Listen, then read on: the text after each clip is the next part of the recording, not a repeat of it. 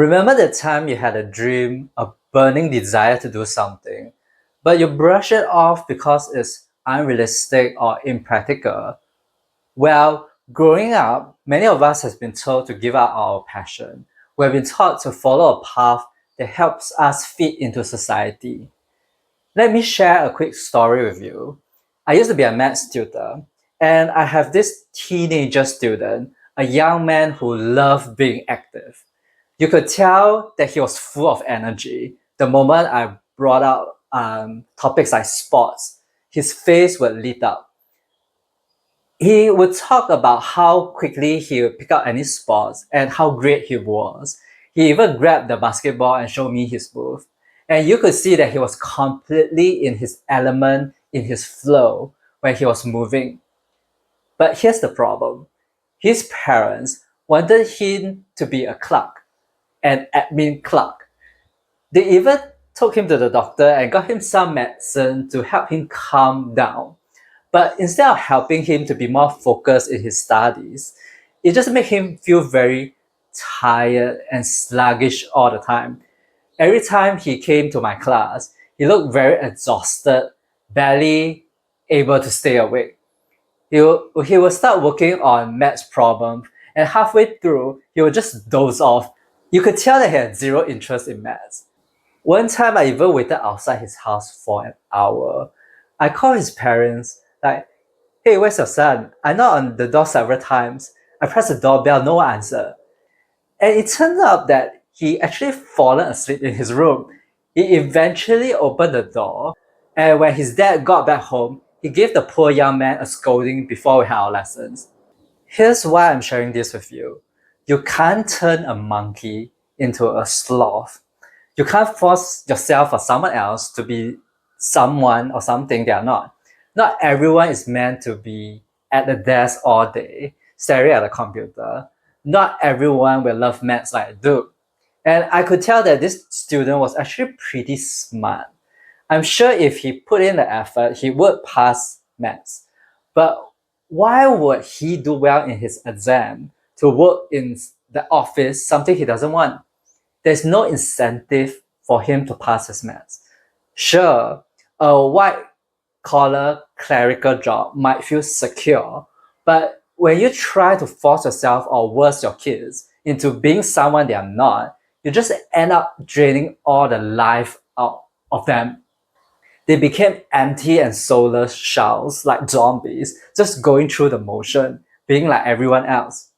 I stopped being a maths tutor because I didn't want to be a part of turning the next generation into zombies. Most students in my maths tuition aren't there because they want to learn or they want to be there. They are just forced to attend. I love to teach, but I'm not interested in pushing or forcing kids to study something that they are not into. It just wasn't fun for me. And I know that maths tuition is in high demand because parents have this kind of belief. They think that if their children are weak in a particular subject like maths, they should send them for tuition to improve. But they actually end up spending more time trying to fix what their kids are bad at or are interested in rather than building on what they are great at and passionate about. In other words, they're kind of wasting their kids' talent. If you think about it, when you come out to the world, you're not rewarded for being good at everything or being an all-rounder. You are rewarded for being exceptionally good at something. Or if you are an expert or specialist in a particular niche. Many of the things that we learn in school are actually not really that applicable in life. So why are we trying so hard to be good at everything? I'm not saying that following your passion or your dreams will lead you to successful careers and abundance. It depends a lot on many other things like whether you're talented in your passion, whether there's a demand for your passion. But when we ignore our passion, we fail to take advantage of the momentum that our passion brings. Many people have this misconception that following a passion, following your dreams means making it into a job, means making it into a living. But it's not entirely so. Passion is actually energy, it's momentum, it's the flow, it's the path of least resistance. It's not just a job, career, or a thing you love to do. If you are passionate about something and you ride the wave, you'll find it easier to accomplish the things you set out to do. You still need to take action, but the action you take are much more effortless. You complete things much quicker. You don't need to push or motivate yourself so hard to do something. There's already a certain momentum there carrying you forward. And that's why you're riding the wave. You're not paddling against the current, which is very tedious and effortful. Even if you face little obstacles or things you don't like to do along the way, your passion, this wave, can help you overcome them. For example, as an author, I love sharing my insights, but publishing my books required me to do some admin stuff like formatting the book, requesting the ISBN, uploading the manuscript. This might not be the things I enjoy doing, but because I ride the wave of my passion, my desire to share my insights, they become much easier to complete. I don't feel that much resistance doing them as compared to publishing a mathematics textbook, which I totally have no interest in. It's not even a matter of whether the passion makes you money or not, or whether you're successful or not. Like, can it help me achieve my goals or not? The biggest cause of ignoring our passion is you are suppressing your natural energy, your life force energy. You're blocking the full expression of your soul and your heart. Wherever you feel passionate, there is an energy moving you forward.